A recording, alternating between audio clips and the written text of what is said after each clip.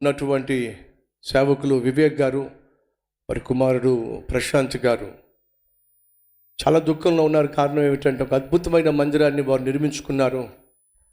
చాలా చక్కగా సేవ చేస్తున్నారు. ఆ విషయం నాకు, వారి సంగతి నాకు ఏం తెలియదు. ఈరోజు మార్నింగ్ మన సేవకులు వెళ్ళి, కల్వర్ టెంపుల్ సేవకులు వెళ్ళి పరామర్శించారు.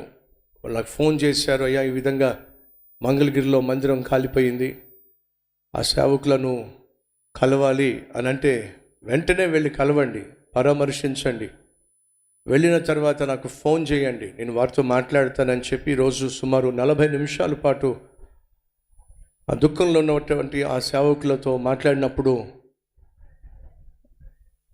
ఒక చేతికి దెబ్బ తగిలితే వెంటనే రెండో చేయి ఏం చేస్తుంది?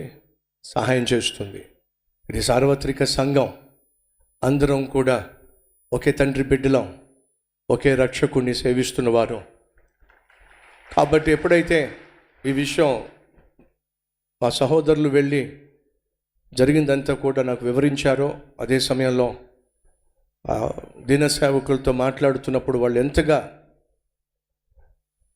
దుఃఖంలో ఉన్నారో గుర్తించినప్పుడు, కల్వరి టెంపుల్ సంఘం తరఫున వారు తిరిగి మరలా మందిరం నిర్మించుకోవడానికి 10 లక్షల రూపాయలు కానుకగా ఇవ్వడానికి కల్వరి టెంపుల్ యాజమాన్యం ముందుకు రావడం జరిగింది. వారి తరఫున ఈ విషయాన్ని ప్రకటన చేస్తూ ఉన్నాను.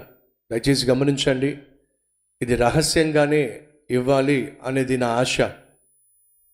కానీ ఈ విధంగా చెప్పటం వల్ల అనేక మంది ప్రేరేపించబడి వారు కూడా చెయ్యి కలిపినట్లయితే అతి త్వరలోనే కోల్పోయిన మందిరానికి బదులుగా అద్భుతమైన మందిరము వారు నిర్మించుకోవడానికి ఆస్కారం దొరుకుతుంది. కనుక ఆ కుటుంబం తరఫున, ఆ సేవకుల తరఫున, ఆ సంఘం తరఫున